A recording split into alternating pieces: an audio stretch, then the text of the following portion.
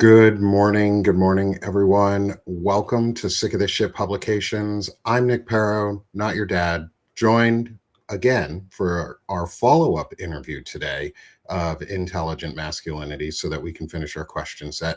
Is AngryMaleVet. How are you, brother? I'm good, man. How are you doing? I'm good. I'm tired, but I'm good. It's been Yeah, another busy week. I'm pretty sure every week is going to be busy weeks for us until we're out of this. But I'm hanging in there. I'm hanging in yeah. there. There's a lot going on. Yeah, yeah. And I want to get your thoughts on some of the things that are going on right now before we get into the questions again. This time we got to start on time. Good morning, everyone in the audience. As you start coming on into, if you can on Substack, hit that, hit the heart. And hit the subscribe button in the top left-hand corner so you can join both of us. It's going to be a great conversation. Last time we talked was a couple weeks ago, and we left off partway through our discussion.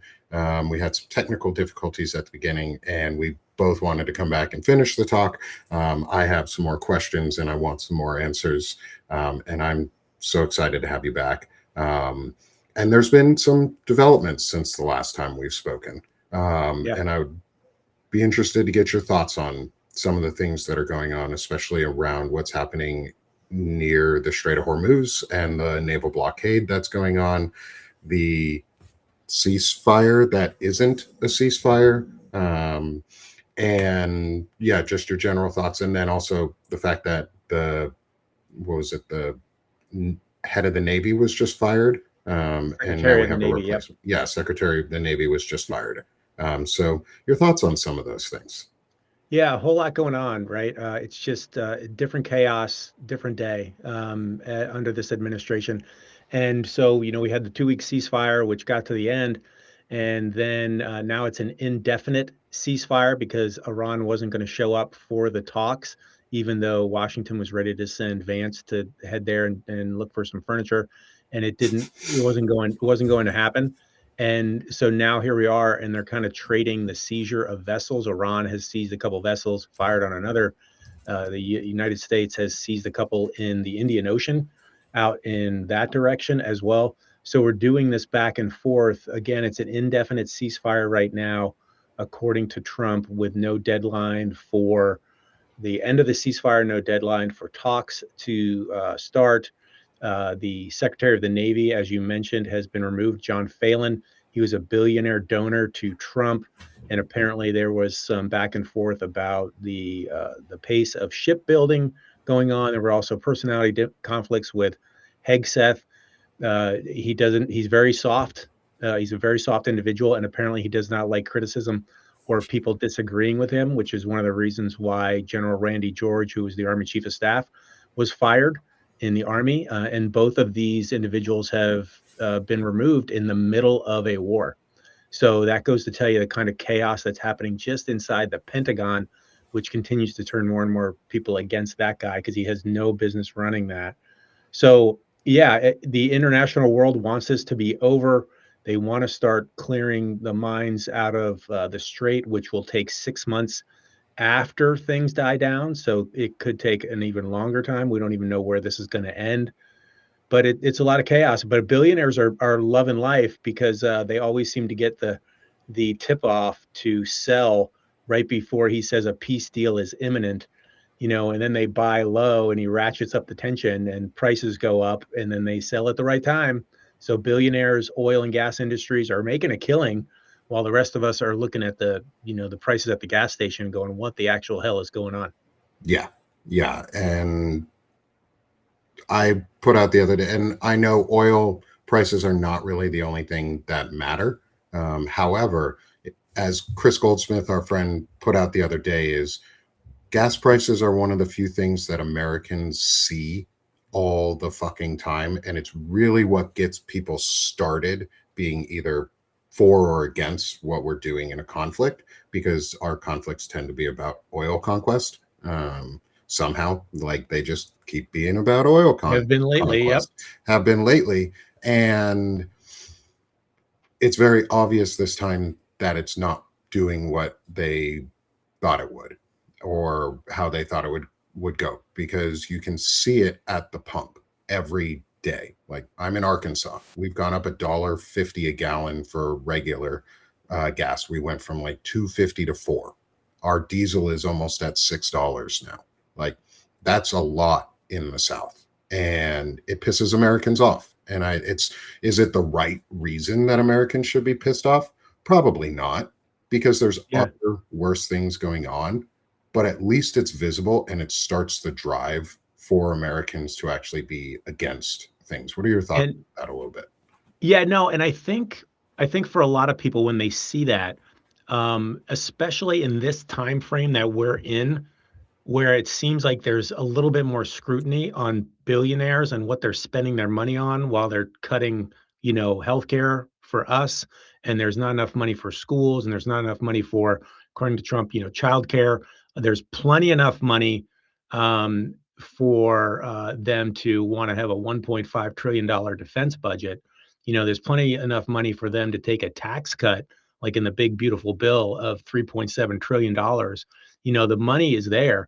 And so I think when they see the gas prices, it is this time frame where billionaires are under more of a spotlight. And so, you're shafting us, oil companies are making money, billionaires are making money with insider trading, and yet we're getting stuck with this. So I think it opens up the aperture a little bit more for the average American citizen to go like, why are the rich continuously getting richer, and we're losing services, we're spending more money while 13 American, men and women service members are dead, over 400 wounded, thousands killed, innocents, millions displaced, but the rich keep getting richer. And so the gas prices are, overall, not the big expenditure. It's the loss of services. It's the other costs that the Republican Party and Trump are, throwing at us. And they haven't even gotten to some of it because some of it isn't even going to kickstart until 27 and 28 from that bill they passed. Hmm. So yeah, so I Yeah, think it the I think big it just bullshit opens up bill. people's eyes. Yeah. Yeah. And like I think you hit on a really important point there too, is the services from the big bullshit bill that passed and everything got cut. We're seeing all the pre-effects because the funding dried up. Everybody knows the funding's not going to be there, so they're starting to actually close shop. People are done with the amount that they had. They've ended their leases, they're closing down. Plus, the Pentagon is asking for a $1.5 trillion budget on top of service cuts. And I looked at the budget proposal, and my immediate thought was this is a Palantir wet dream Sure. of what is happening, because they're getting drones, they're getting AI automation, and they're getting to integrate within every single piece of infrastructure within the US. And this is like full institutional capture the from Palantir. And what are your thoughts on that? Because to me, they're a really dangerous company, and the way Yeah. that they're driving us forward, especially as they put out this 22-point manifesto of theirs for their Nazi techno-fascist takeover, and what that means, or what that could pretend, or yeah, or what could that bring in the face of all of this? Yeah, I think it's just another step towards their desired autocracy, right? Or oligarchy, you name it. All of it's bad for us, no matter what name you put on it. Fascist. It's all kind of combined together with white nationalism. But yeah, it's the selling the country to companies. That's what it seems to be, and that's been going on for a while. That's been going on since the Yeah. trickle down, bullshit theory where we figured out it wasn't rain whatsoever. Now we're seeing it just accelerated because they're not hiding it anymore, and they're trying to pull the strings to make it harder for you and I to have conversations like this, for us to be continuously tracked. They've got the FISA, renewal that is up in Congress right now, as far as spying, surveillance on American citizens. And so it's just kind of pointing that direction, with Palantir leading the way as one of those companies that wants to drive the control of the American populace and the monitoring of the American populace, and be a part of our everyday lives to the benefit of the oligarchy. It's not to protect anybody. It's not to defend anybody. Again, We already have a $1 trillion defense budget, which is, 3 times bigger than China and more than the next 9 countries combined. We're doing just fine there, but they're trying to couch it and get into people's limbics systems, their fight or flight, and say, you are under threat, so you need us to be in charge, and have this massive defense network and monitoring network and surveillance network, and AI and all of these things that are only going to make them more money and make our lives harder. Yeah. Yeah. And there was a question early on from someone in the chat that I wanted to get to and have your thought on it is what can people as ordinary citizens do right now to push back against these policies? Yeah, I think so. Some people say that protests don't work, and I would disagree with that. So protests are one thing where protests are motivation for others. When you go out and you see No Kings protests or even just small protests in your town, that is like there are people who are like me who are standing up to this and know that this is wrong. When you see the massive No Kings protests, which only get bigger, that is awe-inspiring. We haven't seen things like that in this country before. We're getting into historic proportions right now. So join protests. The other thing as well is we're in primary season, and one, make sure you're registered to vote because they are cutting people from voting rolls. And when you check, it might be too late. So check now to make sure that you are on there. You have not been removed from some bullshit technicality. Get other people to vote. And remember, we lost a whole lot of people in 24 who just did not vote because of that situation. So help people register to vote, get that information out there, and then go vote and vote in the primaries. Like find that candidate that you're looking for. If you're worried about establishment Dems, everybody should be worried about Republicans. I'm sorry, they've proven they can't be trusted and they're taking our money. But if you're tired of establishment Dems, vote for a primary candidate that's maybe more progressive and wants to tax the rich. And if not, then go vote in November, even for the establishment Dem. And I know some people say it's two wings of the same bird, but when we continue to push for this progressive movement and accountability, it puts more pressure on those establishment people to then, flip our way. And so, Yeah. but we can never leave a vote on the table and not use it against the current Republican Party because of what they've done and the lack of accountability and the blatant corruption. So go protest, talk about these things, put your message out on any platform that you have. I know some people are worried about expressing an opinion. Express an opinion now while you still can, and let other people know where you stand, because the overwhelming majority of the country stands with you. You should not be worried about that, but get that message out there and add to that voice. And then again, vote, get other people registered to vote. And yeah, let's start to flip this thing around, because we're in that point of friction where I do think the pendulum is going to start to swing the other way, and it's going to start to swing hard, but it won't do it as quickly without us pushing. Yeah. And also to build on that answer is become part of communities like this. As regular people, become part of communities like this, spread podcasts and shorts and videos and the things that we're talking about, because the more you guys become part of the community, the more that we can make an impact as a whole. Like yesterday, I met with myself, Walter Ryan, and Will Fullwood, 3 individuals I think you should talk to. They're or 2 individuals you should talk to. They are really great people. I'll message you who they are and their links after the show, so you don't have to try. Yeah. Them. However, we met with someone. Her name is Kira Havens. She is a representative for the Courage candidates, which is a network of more progressive candidates who are pushing for, and she's part of the citizens impeachment movement. And they've been writing a lot of the impeachment language to try and get impeachment on the floor and actually get impeachment articles written, even if they don't pass. Just having them there and getting them out there and continually putting pressure. I think she would be someone you would really enjoy speaking with. And then what she does is she drops our emails as podcasters to the candidates, and they have candidates running in a quarter of the House elections nationwide. And so if we could get a quarter of the House, as courage candidates who are people who are willing to talk to us as smaller creators, as more progressive individuals, that could change the Yeah, whole game on it. And so I'll get you all that info after the show because I think you'd really enjoy speaking with her. And maybe I'll set up a time where the two of us can connect with her on a live, perfect. because she's really awesome. And she's a Air Force vet herself.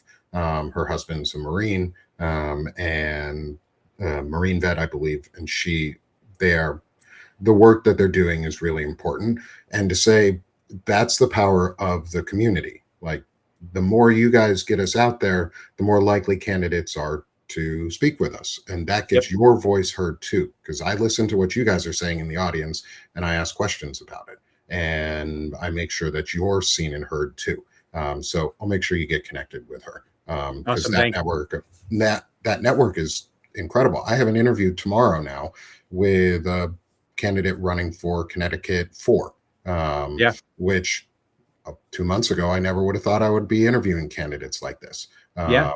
And so this is the power of you guys, is building these communities. So let's get into this though, because I don't want to lose thank you, Courtney, for adding the link in the chat. And for anyone who wants to go to broadbanner.com at the end or during the show, and we have a resources link where you can find the courage candidates, the Courage for Democracy, and the Citizens Impeachment website.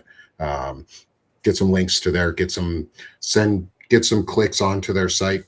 All their candidates are listed with the primaries, who they are, what recent news they have. If we can support them in that way, at least get interviews. That's our power right now, because the primaries are really important, especially with folks. Actually, before we get into the interview, I want to ask you one final thing. Is the Senate yesterday voted on another war powers resolution and it failed, and we Fifth had time. fifth one, and we had a crossover between senators voting yay and nay. We had Yep. Rand Paul vote nay, or vote for the War Powers Act, Yes.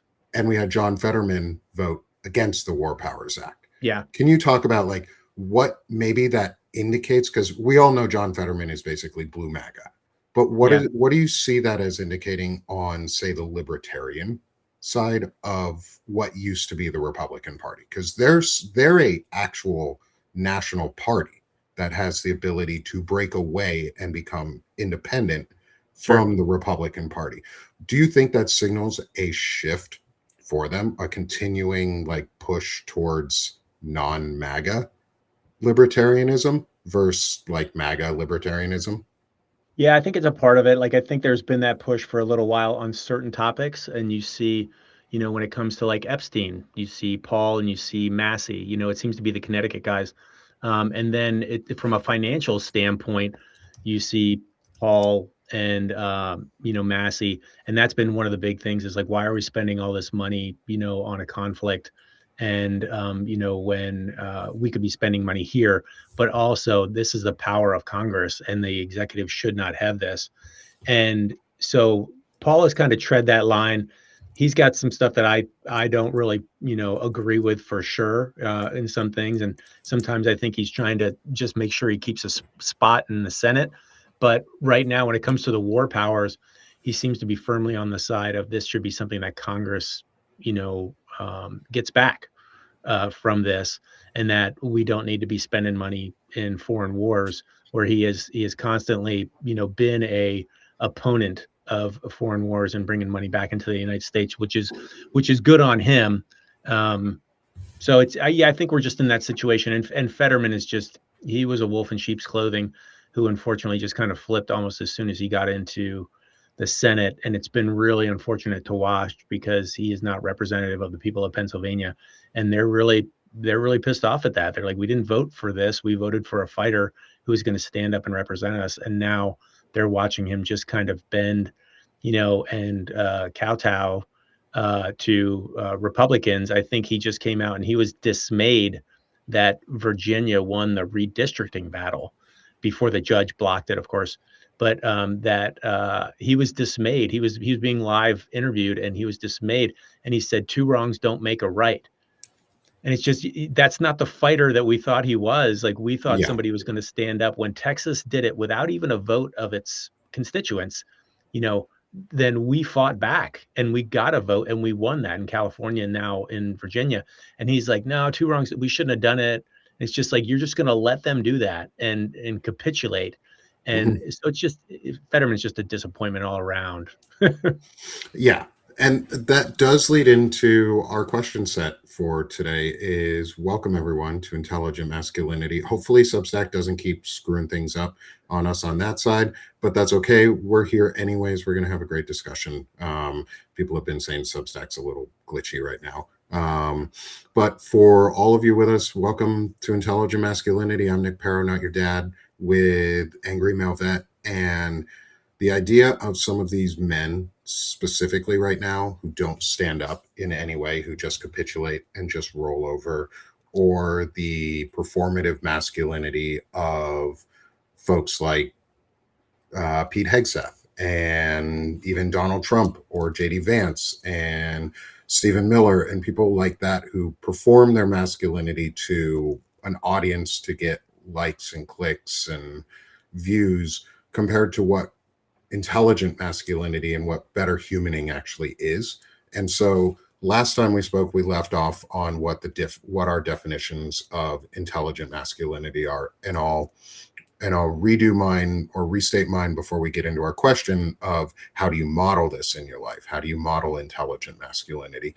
Is, in my eyes, intelligent masculinity is the refusal to outsource accountability onto others and the discipline to live with the consequences of your values and actions. And none of these men do that. None of these men have values or care about consequences. And so I wanted to ask you, how do you model intelligent masculinity in your life to be on offense for defending masculinity, making it better, ridding ourselves of this toxicity? And so, how do you model it in your life? Yeah, I think it's for me, it's becoming more of intelligent humanity, like I don't even define it as femininity or masculinity. It's just one of those things where am I being honest with myself and am I being honest with others about how I feel about things? Because nobody should ever be afraid of speaking out and talking about the way that they honestly feel. But in order to figure out how you honestly feel, I think you have to honestly assess where you are as a human being. And taking that time and taking the courage, because it does take courage to look inside and figure out, what are the things that are holding me back as a human being? Like, what are maybe things I've done in the past that I haven't come to grips with? What are, traumas in my past that I haven't come to grips with? And turning and facing those instead of, trying to get away from them. I think that is one of the first steps towards being an intelligent human and being fully aware, because intelligence isn't just what you can learn or read. It's how you've gone through life and what you've learned from life and your experiences, and taking learning to take accountability for things that you have done, and also to be aware of where you want to go in life. But I think it's very hard to do any of that stuff without that self-reflection and the awareness of who you are and how you feel about things, and that's an honest self-reflection. It can't be a mask. I think some of these people that push out, like Hegseth and Miller and all those guys, it is a mask that they put out there because they want people to like them. Like there's some deep fear and some deep fractures inside of them as a human being that they are trying to, if I put on this mask of this, what I consider an alpha male, then some people will like me and I don't have to be afraid. And it's unfortunate because, by doing so, they are affecting the lives of others and treating them in an inhumane manner because they want to get attention and appreciation from a small group of people who like that kind of attitude. And I do think it's the vast minority, but these people are victim to that because they won't take the time to look inside and go, how do I want to be as a human being? Like, I call myself a follower of Christ, and yet here I am praying that every bullet hits its mark and children are dying on a daily basis and being starved, and that seems to be okay. So just some broken, fractured individuals who, in my mind, if anybody took that extra time to, instead of looking outwards externally at everything that is getting thrown at us, from on the input, format, and looking inside and figuring out, how do I actually feel about things? Why am I sad about this? Why am I angry about this? Should I be? What is driving that emotion? And coming to grips with who we are and becoming our true authentic selves, whatever that may be. I think that that makes you more of an intelligent human, and I think it makes you a happier human too, because you're not just trying to do things for anybody else. You're figuring yourself out. That is the biggest challenge you can ever have, and you're walking, a healthier path. Yeah, and I absolutely agree with that, and I think I'm pulling up an article from, I don't know if you know him, is Joe Plensler. He's another vet, who he does a show on Fridays on the Midas Touch now for their warcasting, and from the veterans' perspective. He wrote an article, and sent it to me yesterday, about the effects of the war, Hexas war on woke in the military itself, and the declaring of empathy as the enemy early in his term. And that lack of empathy is killing success today. And that a military without empathy cannot win, because it cannot assess the other side and see, because as General Mattis says, the enemy always gets a vote. Yeah. Uh, and so, what are your thoughts on that? Like the idea of how this toxic, regressive masculinity, is impacting our ability to actually fight a war? Yeah, I think that's a good question. I think it's one of those things where, if you are going to start making tactical, strategic decisions based on what is, woke or less woke, you've lost the plot, right? Like, I think it's like many things that this current fascist movement has come up with. They like their acronyms, DEI. They like short terms, woke, and they just throw it out there and they don't really define it and what it means. And it always seems to me that woke has just meant that you are aware of what is going on in the world. You're intelligent, you're curious, you're not going to be fed, whatever somebody tells you and take it as gospel.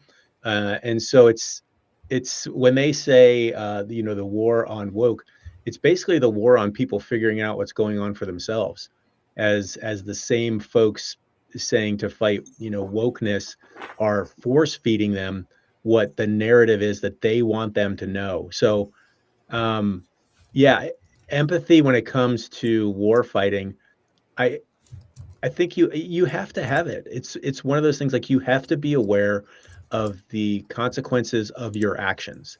There are certain points at certain times when your approach has to be very direct in the military, and it has to achieve an objective and accomplish a goal.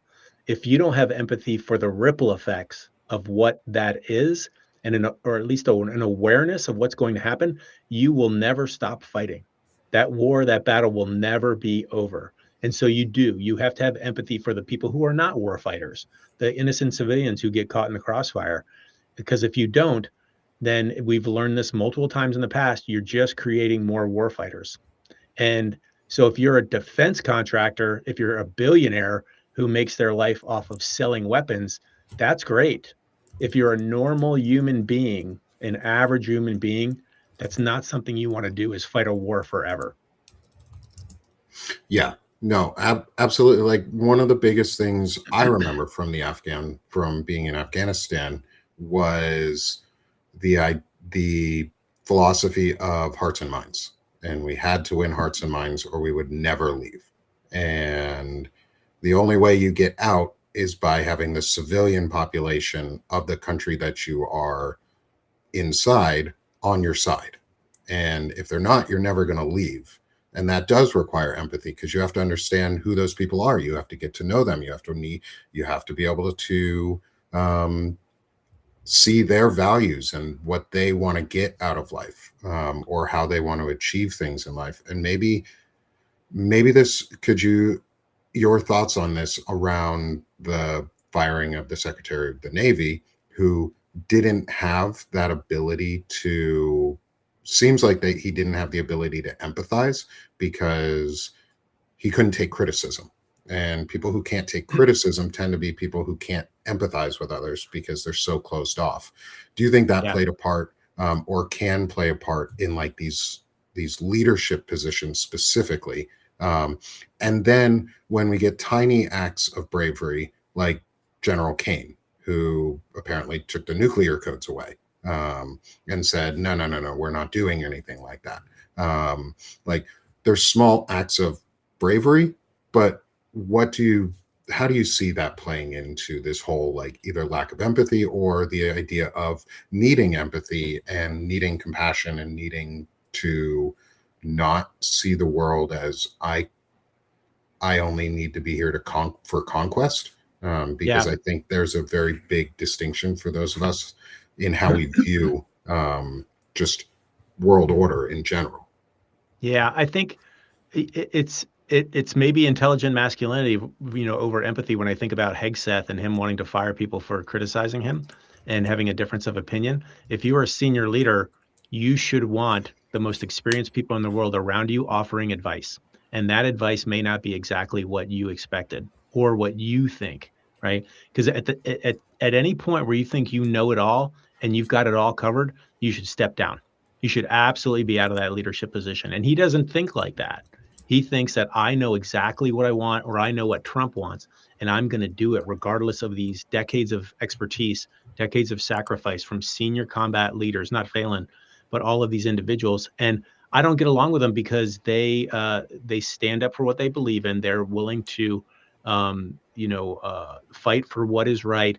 They're willing to say that when, Hegseth reaches all the way down to remove an investigation from a couple of Apache pilots who are using our taxpayer money to put on a show for Kid Rock, hey, that's wrong. And that was my Mhm. job to work through. That's the Army's job. There's a chain of command, and to say something about that, which is exactly the way that it should be. And any good leader worth his salt would never have done what Hegseth did. So Hegseth he's just in this space of my way or the highway that is disastrous throughout history. Like the best leaders in the world have always taken advice from the most senior accomplished individuals around them, whether they liked it or not, and they had the intelligence to assess and compile all of those things and find the best way forward.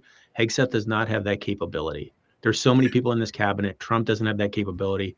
And we're watching, the consequences of that. We're watching a failed, war, which had 6 different objectives at the beginning, and they haven't met any of them, Mhm. except for sinking a couple of naval fleets or naval ships. And so that's where we're at. And then, you get a guy like, Phelan, who apparently was, saying things that Hegseth didn't like. Well, I got to get rid of him. There were some other reasons too, with the shipbuilding and, talking to Trump and being a billionaire donor and having Trump's ear. But it comes down to Hegseth just being a soft individual and not being able to handle anybody pushing back. And that's one of those things where then, as these senior military leaders, because I know people worry about the military flipping on us all the time. You have senior military leaders who are willing to do the things they need behind the scenes. They're not looking for, pomp and circumstance. They're not looking for attention. They're willing to do the things behind the scenes to make sure that things do not go off the rail. And they say the right things. They, with Greenland, pushing back behind the scenes so that we did not invade Greenland, and we've kept our NATO relationship. All of those things. I haven't been able to confirm the Dan Kane nuclear code stuff. That is something that, unfortunately, with Trump at the helm, is a possibility. Yeah. But it's those things of, hey, they don't respect Hegseth. I don't think they really respect Trump either, because of all the things that he has done to the military over, years, and the insults. And but their job is their job. And you've had a number of people resign. You've had a number of people get fired. That is not the end of them. There are thousands of them out Mhm. there, and they're not just going to flip for Trump. There is a code. There is an oath. and they will stick to that. And Hegseth doesn't have enough time in the world to go through all of them. So yeah, yeah, it's a crazy situation. I think it's important that the military continues to stand up. You won't hear about a lot of the things that they're doing, but Yeah. they're continuing to push back behind the scenes because we have poor leadership at the top who has zero respect for the warfighter. Yeah. And yeah, zero respect for the warfighter is Yeah. a huge point there. Is it if they had respect for the warfighters, they wouldn't have done any of this. Like No. they wouldn't be sending people out the way that they did. They wouldn't be having terrible ration lines and food lines and and mismanagement of resupplies and Yeah. any of the things that we've been Yeah. hearing about. None of that would have happened They were had warned we had about good this. leadership. Yeah. Yeah, there's a reason we never invaded Iran or attacked Right. Iran. Like these types of plans have been around for decades. Like we're Yeah. not going to say that they weren't. Like this isn't Trump's plan. These weren't originally Trump's plans. These have These been are worked on every day. scenarioed out. Yeah. Like Yeah. we were just smart enough not to do them. We were smart Well, enough to know there would be ramifications that we can't control. yeah. Nobody was a sucker for Netanyahu.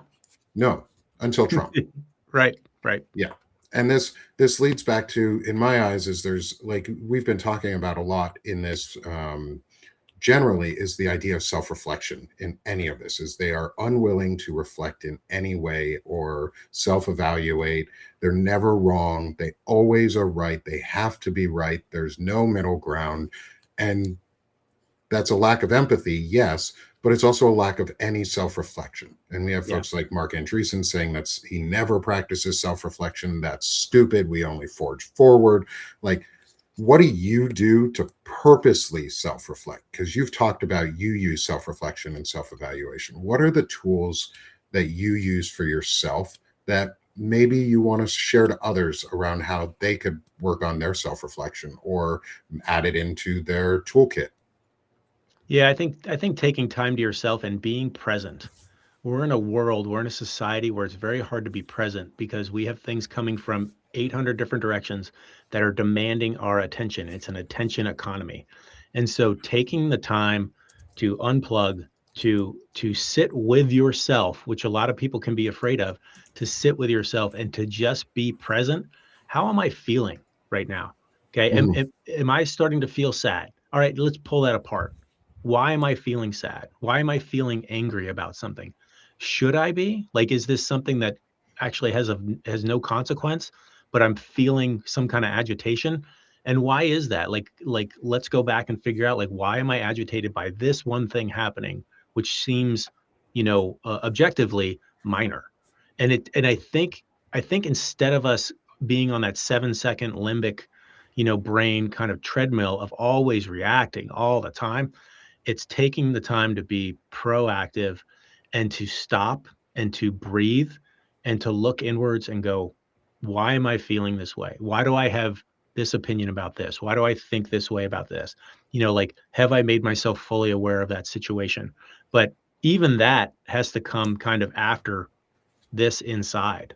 Like this is the one thing you carry from cradle to grave is who you are and how you feel about things and how you react to things and how you are as a human being. And I think that when we talk about self-reflection, it's monumentally important to magnifying your life and the happiness in your life and the authenticity in your life as you go forward, because then when you make decisions, when you have thoughts about things, it's coming from a true space instead of something that maybe was, forced in externally from, like the poor MAGA people who get, like two sources and they hit them with the same thing every single day over and over and over. Like they're not thinking for themselves anymore. And it's unfortunate, but like being aware of who you are, I guess that's, part of being woke. That is the enemy of any fascist, autocratic, dictatorial movement, is people thinking for themselves and knowing who they are. And when you stop that and you think about who you are and how you feel and, do unto others as you would have done to you, that is the immediate, response and the blockade to what they're trying to accomplish. Because if you think about those things, then, starving people no longer sounds like a great idea. us having pennies on the dollar while billionaires are building ballrooms no longer seems like a good idea. Children dying, children not having lunch at school no longer seems like a good idea. But you have to have that awareness, that self-awareness of who you are, what you fear, what you get angry about, what you get happy about. And then I think you move forward as a more authentic human being, and you can do a lot of good and take care of others. Yeah, I appreciate you saying that, and I wanted to build on actually a conversation I had the other day with Naida Green from the disability community, and she and I were discussing the disabling effects of war, and the specifically around the disabling effects that are going to be coming out of this conflict, and how do we as veterans provide or create a space ahead of time for service members? Because I'm not anti-service member. I know you're not anti-service member. I'm anti this war and I'm anti illegal wars. Sure. And I know that our troops and our service members, when they come home, if they do not have a system of community already there for them and ready to go, or for their families while they're deployed, a system of community, they will get sucked into a right wing trap. It's like that's basically the option: is you either Or get an addiction. or an Yeah. addiction and end up dying. Yeah. Oh Yeah. crap! Yeah. It My is. power just did something weird. Yeah. Yeah. I I'm still see you. hoping. I can hear you. Okay. Yeah, my power just did something weird, y'all. Sorry about that. But what do you think we can be doing as veterans right now, either ourselves, but also as our community, to build the necessary spaces and offer those spaces ahead of time so that our fellow service members don't fall into these traps of either right wing red pilling, black pilling, and accelerationism, Yeah. or into the suicide path. Yeah. Yeah. I think it's raising awareness. What we're doing right now, talking about it and making people realize that it's okay to talk about it. That's critical because you've got a lot of people who, anytime there's conflict, there's trauma, not just military, but obviously civilians. The kind of trauma that is being experienced throughout the region right now is insane, and making sure that people are aware that it is okay to admit that you've been traumatized, and you need to talk to people. And that can be to a group, that can be to an individual, but it can't be just to yourself, right? Like, hey, I'm traumatized and I'm going to sit in this and I'm going to repress it and I'm not going to let it out. I'm not going to show people. I'm not going to talk about it. That is where then you see people start to turn to other things like addiction. And that could be, drugs, alcohol, sex, online, hate, anger is like anything to escape how you're feeling inside. And that's the last thing that you want to do as a human being, in my opinion, is to escape how you're feeling inside by going out to get something else to momentarily feel better, right? And so, you have people that go down the red pill, like they get that hit of dopamine of like hate and like people saying like, oh, we're gonna get this guy and this guy, and it gets a rise.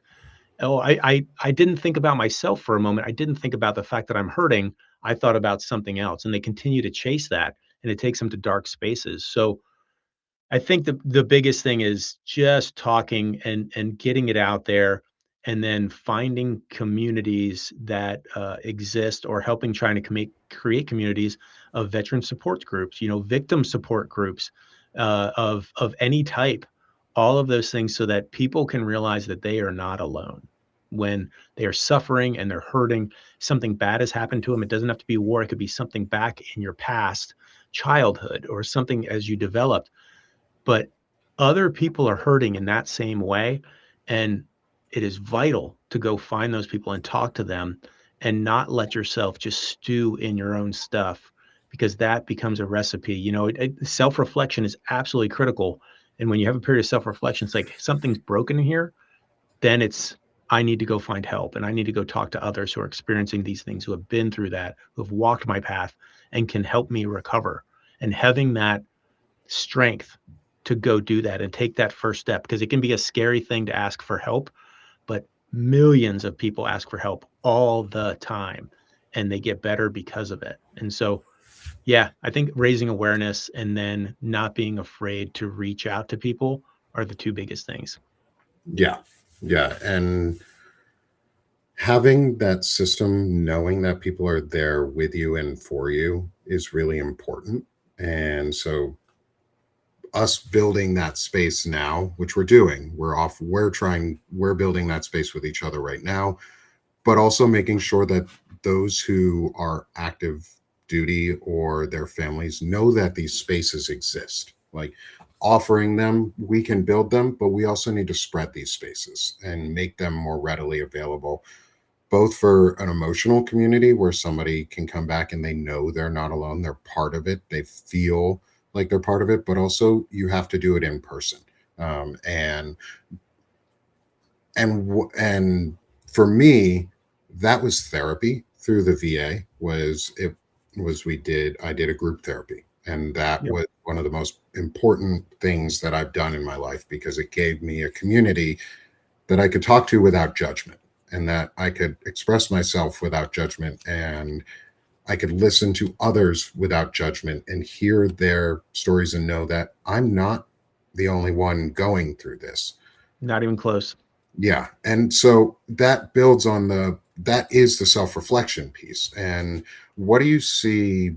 Because I know there's a lot going on with the VA, and there's a lot of anti-mental health discussions with our current administration because of these anti-woke policies. Yeah. How do you see that impacting our service members who are going to come back from Iran with trauma?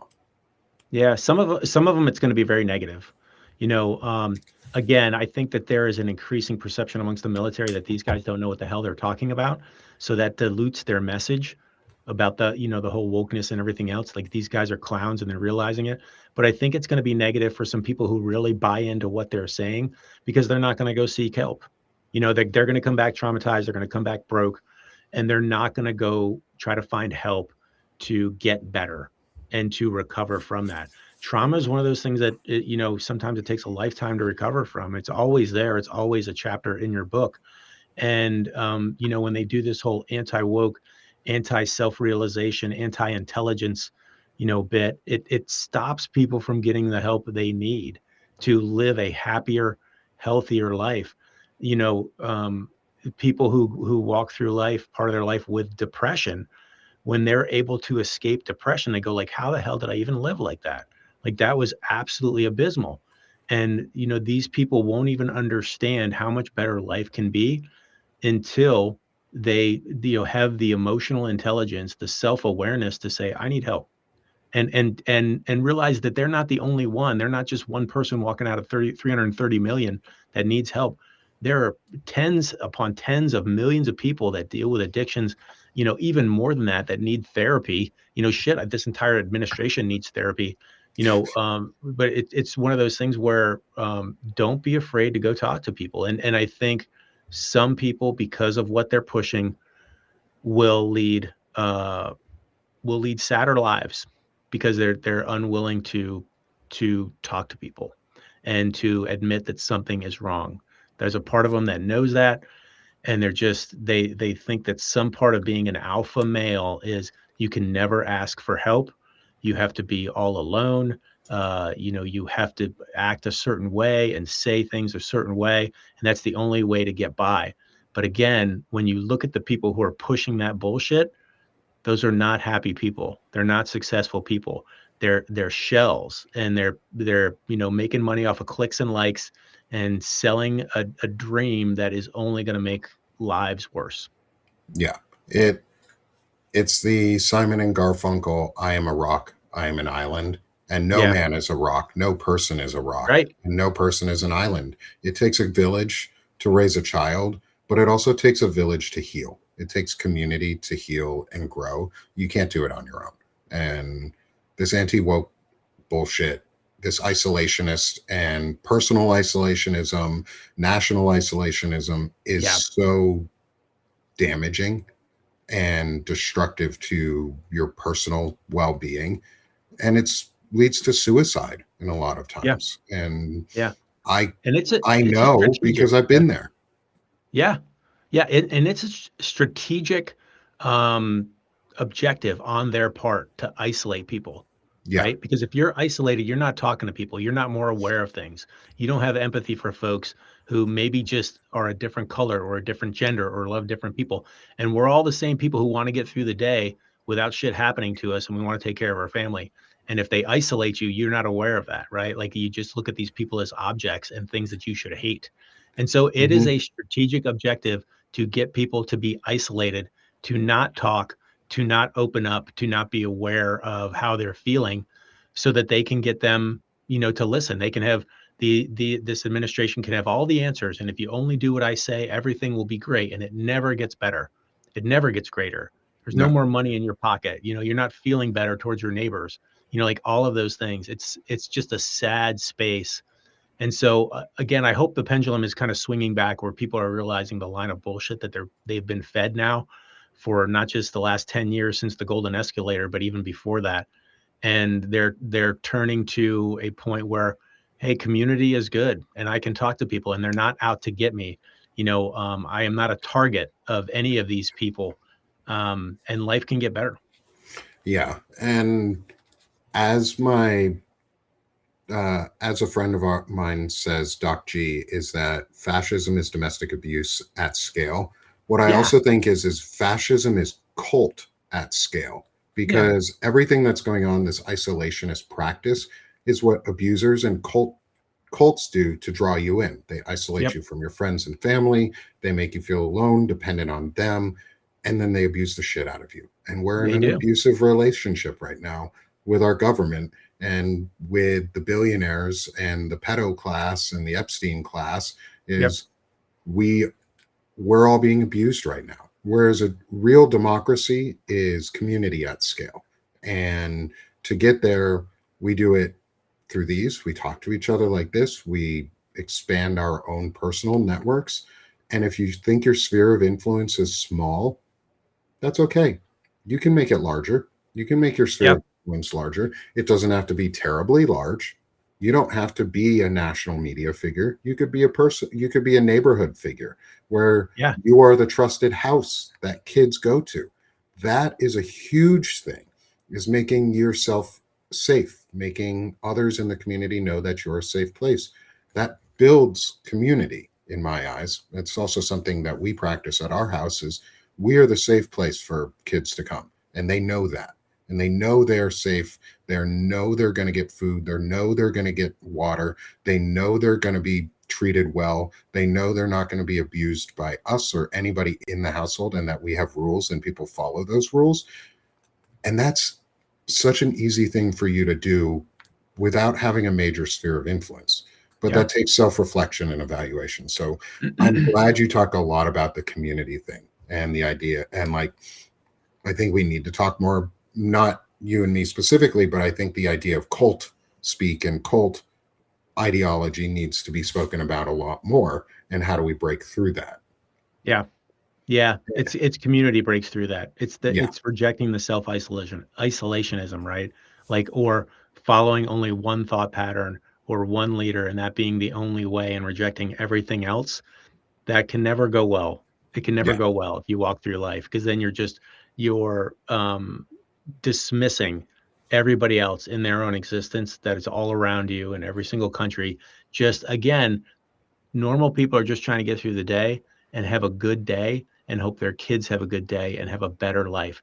That's all they're trying to do, you know? Yeah. And when you have a cult leader or a group of people, billionaires, oligarchs who are telling you, no, what you really should do is you should hate all these other people and you should only listen to me. There's no benefit. No. There's a benefit to rich people, there's a benefit to the oligarchy, to the fascists, to the autocrats, but there's no benefit to normal people for that. It just makes their life shittier. Yeah. Yeah, it really does. Yeah. And one of the things I like to say here is just suck less. Is that's what we're trying to get the system to be in some ways. Like that's just a general base statement, but like just suck less, man. Do more to self reflect, and it's easy because you won't feel isolated and you won't feel alone. Yeah. And as we near the end here, I've got 4 questions left for you. They're Okay. quick. They are off the cuff. They're a little bit more whimsical. They're based on the Mulan's "I'll Make a Man Out of You" theme song. It's the clarion call to action. I was in high school when it came out, so Yeah. um, you'll be swift as a coursing river, with all the Okay. force of a great typhoon, as strong as a raging fire, and mysterious as the dark side of the moon. And so I was in choir in high school and college when this was big, and we used to sing this all the time. So it's sort of call to action. It's the "Let's Go Girls" for men, in my eyes, and it's fun. So these are whimsical. There's no wrong answer. All answers are right. Great. It's our lightning round of questions. So first one, what does it mean to you to be as swift as a coursing river? Um, Boy, you said lightning round. This is not going to be lightning. Swift as I think being able to respond to the current situation, as far as what's around you in your environment. Um, yeah, and you have to be present enough to do that. Awesome. Love it. How do you embody the force of a great typhoon? I think that's internally, like that strength is on the inside of knowing who I am and knowing where I stand on my morals and my values. And so that's the typhoon. But I'm not going to push that typhoon on other people. So I guess it's not an external typhoon. It's just the strength inside to be confident of who I am and where I stand. Love it. How are you as strong as a raging fire? And I'll preface this for a second before you answer. I see raging in this way as a fires can be wild, or they can be raging and hot and warm, but still contained. So how are you as strong as a raging fire? Yeah, I think standing by what you believe in, and being passionate about things. I am sitting here talking to you because I'm passionate about trying to help people through this chaos and standing up to what is happening to our country and the oppression that people are being put under by billionaires. And so, raging fire, that is a raging fire inside of me to help others and to help this country you get through what is going on. I spent 23 years as a combat veteran, putting my life on the line to do that. And that's not over. That oath never expires. And I still have that raging fire to, help the people of this country get a better life. Love that. Final question. How are you as mysterious as the dark side of the moon? This is the Shit. hardest question of the interview. Yeah. How am I as mysterious as the dark side of the moon? I don't know if uh, except I go by AngryMaleVet. I don't know how mysterious I am. I think there was probably a period in my time in my life where I didn't know who I was, who I truly was, or was unwilling to see that, and so I was mysterious there. I don't find myself very mysterious right now. It's pretty much I wear, what I think on my sleeve and put it out there. So uh, I don't know if I got so much in the mysterious front, except for this whole creator artist profile that I have. That's about it. But yeah, I'm in a closet in a basement in Ohio, so that's about as mysterious as it gets. I love it. That's fair too. That is, I've noticed, the hardest question for a lot of us is how are we mysterious? Because in many ways we're not any longer. We put ourselves out there, Yeah. and that was semi. That was semi last question. The real last question here, as we get to the end of our show, is how can people find and support you and the work that you're doing? No, I really appreciate it. I am Angry Male Vet on, let's see, TikTok, Substack, YouTube. I am the real Angry Male Vet on Facebook and IG because somebody snarked the other one.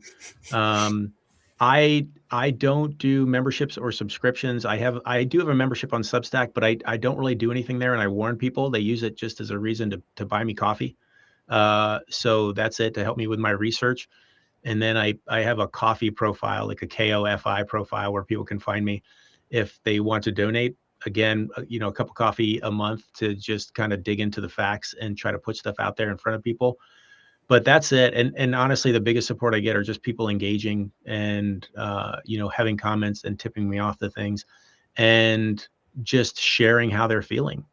That's the kind of support, because I want to make a positive impact on people's lives just by giving them the news and what's going on, and not being sensational about it, and then giving my opinions from a retired combat, veteran perspective about what's going on and why, if we push together, everything is going to be okay.